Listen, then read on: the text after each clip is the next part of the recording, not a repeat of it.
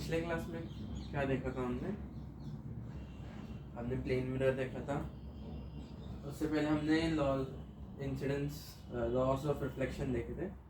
जो हमारा incident ray normal और रिफ्लेक्टेड रे रहेंगे वो सेम प्लेन में रहेंगे, और जो एंगल ऑफ इंसिडेंस रहेगा वो एंगल ऑफ रिफ्लेक्शन के बराबर रहेगा। फिर उसके बाद हमने कुछ प्लेन मिरर पे क्वेश्चंस किए। प्लेन मिरर क्या होता है? तो एक ग्लास का स्लैब प्लेट है जिसके एक साइड को पॉलिश कर दिया और दूसरी साइड को रिफ्लेक्टिंग बना दिया, तो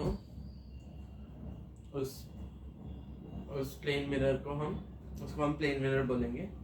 और उसके कुछ क्वेश्चंस किए थे हमने कि इमेज कहाँ पे बनेगा, इमेज कैसे मूव करेगा, वो देखा था हमने।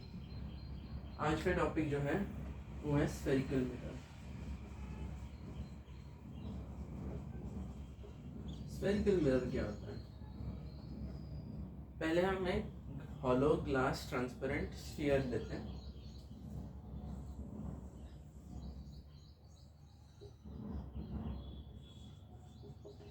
हॉलो ट्रांसपेरेंट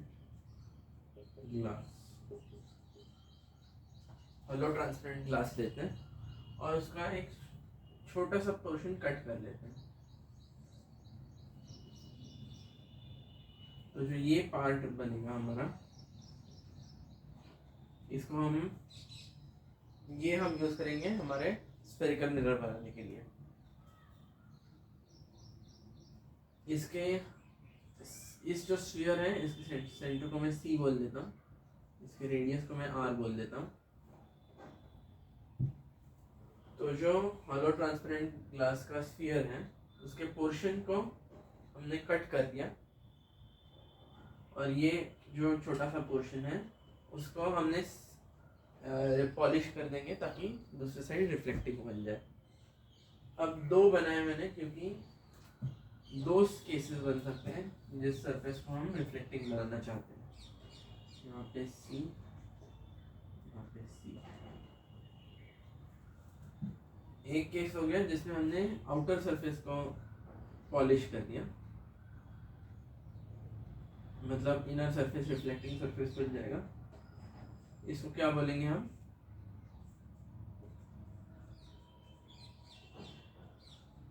क्या बोलेंगे हम? अगर आउटर सरफेस को पॉलिश कर दिया, इनर सरफेस को रिफ्लेक्टिंग बोल दिया, तो इसका नाम पड़ जाएगा कॉनकेव मिरर।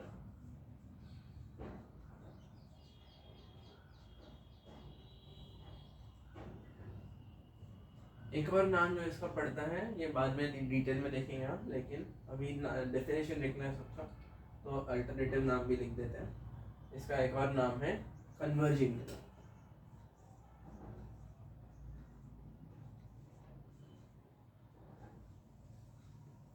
ठीक है, हमने क्या किया, हमने आउटर सरफेस जो सेंटर ऑफ कर्वेचर है उसके दूसरे सरफेस को पॉलिश कर दिया, तो अंदर वाला सरफेस रिफ्लेक्टिंग बन गया।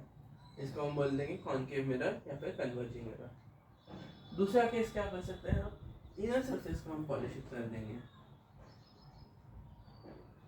तो अगर इनर सरफेस को पॉलिश कर दिया तो आउटर सरफेस रिफ्लेक्टिंग सरफेस बन जाएगी।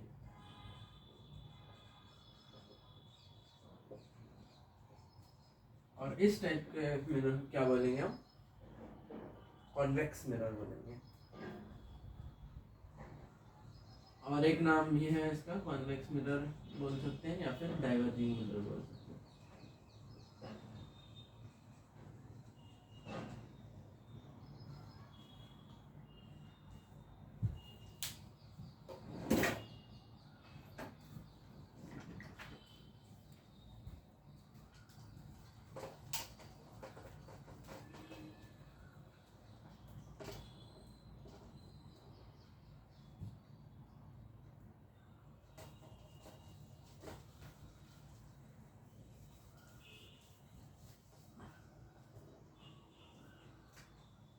अब हम और क्या क्या डेफिनेशंस देख सकते हैं हम किसी भी मिरर में।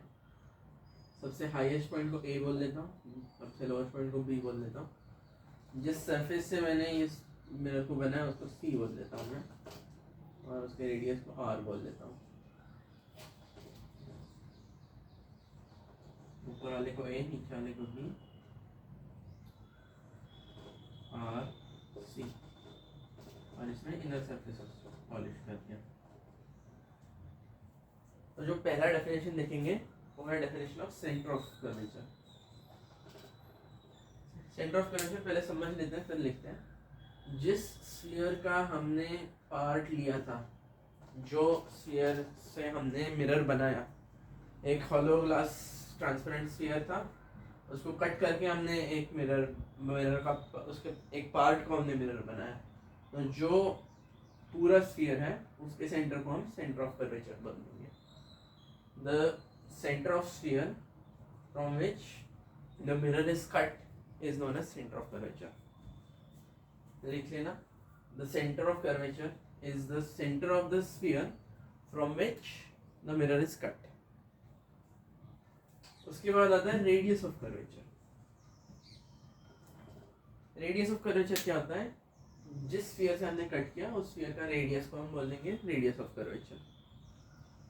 For example, radius of curvature definition क्या बोलेंगे radius of curvature का? So the radius of the sphere from which the mirror is cut is known as radius of curvature.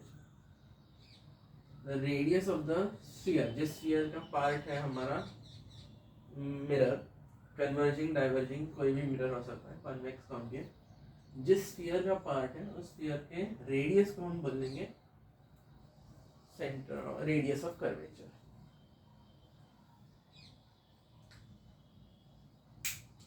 इसके बाद जो हम डिफाइन करेंगे रेडियस ऑफ कर्वेचर के बाद हम पोल डिफाइन करेंगे। एक स्फीयर का एक प्रॉपर्टी होता है कि जो भी सेंटर ऑफ स्फीयर के थ्रू रे पास करेगा, लाइन पास करेगा, वो स्फीयर के परपेंडिकुलर होगा। तो अगर हमने कोई भी सेंटर ऑफ कर्वेचर के थ्रू पासिंग कोई भी लाइन बना दी जो सरफेस ऑफ मिरर को स्ट्राइक कर रही है, तो वो नॉर्मली स्ट्राइक करेगी, परपेंडिकुलरली स्ट्राइक करेगी, 90 डिग्री बनेगा एंगल यहाँ पे।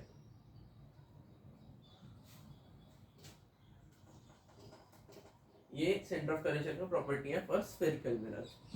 स्फेरिकल मिरर में हम सी डिफाइन कर सकते हैं, और ये सी की वजह से जो भी रे सी के थ्रू पास होगी वो नॉर्मली स्ट्राइक करेगी, क्योंकि वो स्फीयर का प्रॉपर्टी है कि सेंटर ऑफ कर्वेचर के थ्रू, सेंटर के थ्रू कोई भी लाइन ड्रॉ करेंगे वो स्ट्रेट लाइन मिरर के परपेंडिकुलर रहेगी। नेक्स्ट चीज जो हम डिफाइन करेंगे वो है पोल। पोल होता है अगर हमें जो ऑब्जेक्ट और इमेज बनाना होगा, उस ऑब्जेक्ट और इमेज बनाने के लिए जो सबसे सिंपल पॉइंट ऑन सरफेस जो हम ओरिजिन चूज कर सकते हैं उसको हम पोल बोल देते हैं। जनरली 90% ऑफ केसेस में जो हमारा मिरर का सेंटर पॉइंट होगा वो पोल रहेगा, ऑलमोस्ट ऑलवेज वही रहेगा। लेकिन हम देखेंगे कुछ केसेस जिसमें दूसरा पोल चूज करना ज़्यादा एडवांटेजेस रहेगा, इसीलिए हम जनरली बोलते हैं, ऑलवेज नहीं बोलते। तो डेफिनेशन में क्या लिखेंगे हम पोल के डेफिनेशन में?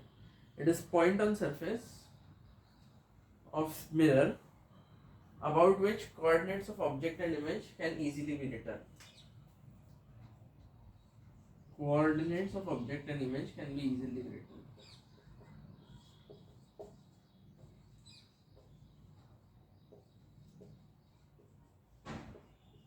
Pole is a point on surface of mirror about which coordinates of object and image can easily be written. तो ऐसा जो भी हमारा ऑब्जेक्ट और इमेज जहाँ पे भी रखा होगा, वो अगर हमें उस पे जिस लाइन पे लाई कर जिस पॉइंट के अबाउट लिखना आसान होगा उनकी कोऑर्डिनेट्स, वो पॉइंट ऑन स्फीयर उसको हम पोल बोल देंगे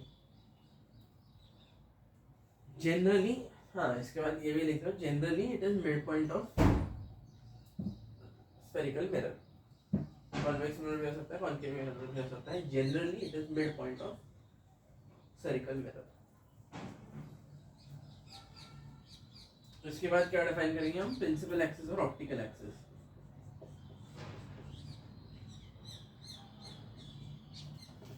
ये जो लाइन हमने बनाई joining centre of curvature to principal to pole, इस लाइन को हम प्रिंसिपल एक्सिस बोलते हैं।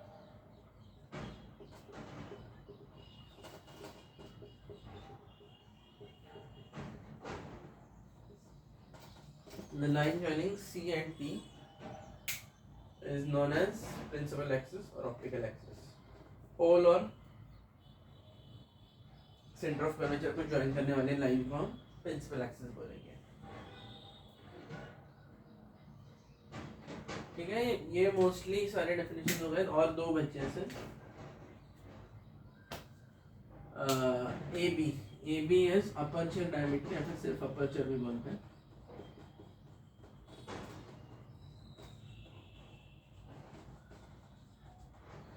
अपर्चर डायमीटर, तो जितना हाईएस्ट पॉइंट ए से लोएस्ट पॉइंट बी तक जो लाइन ज्वाइन कर रहे हैं उसको हम अपर्चर डायमीटर बोल देंगे। लेकिन उसका डेफिनेशन में क्या लिखेंगे आप, हम ऐसे सोचेंगे कि जो स्फीयर का रिफ्लेक्टिंग वाला पार्ट है, जिस स्फीयर का पार्ट रिफ्लेक्शन के लिए अवेलेबल है, वो पार्ट का डायमीटर को हम अपर्चर डायमीटर बोलेंगे। तो डेफिनेशन लिख लो, diameter of portion of mirror surface which is available for reflection is known as aperture diameter. Diameter of portion of mirror which is available for reflection is known as aperture diameter. ये aperture diameter या फिर सिर्फ aperture भी बोलते हैं, diameter कभी कभी AB को aperture भी बोल सकते हैं। Diameter of mirror surface which is available for reflection, जितना पॉलिश किया है हमने उसका डायमीटर कितना रहेगा, that is called aperture diameter. एक और चीज जो हम डिफाइन करेंगे, ये भी हम डिटेल में बाद में पढ़ेंगे, लेकिन हमें ये डायग्राम में सारे डेफिनेशन लिख के रहा है तो सारे साथ में एक ही जगह में हो जाएंगे। जो P और C का मिड पॉइंट है उसको हम फोकस बोलते हैं, प्रिंसिपल फोकस बोलते हैं। The midpoint of center of curvature and pole is known as principal focus. Principal focus. ये principal axis पे lie करता है, इसलिए हम principal focus बोलते हैं। और वो CF is equal to PF is equal to R/2। इस केस में भी फोकस C और P के बीच में रहेगा and CF is equal to PF is equal to R/2।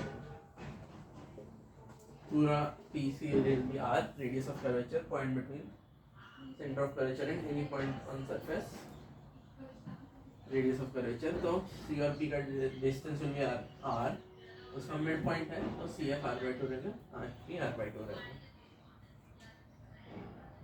ठीक है, नेक्स्ट क्लास में हम रिफ्लेक्शन चालू कर देंगे आंसर वर्ड से मेरा।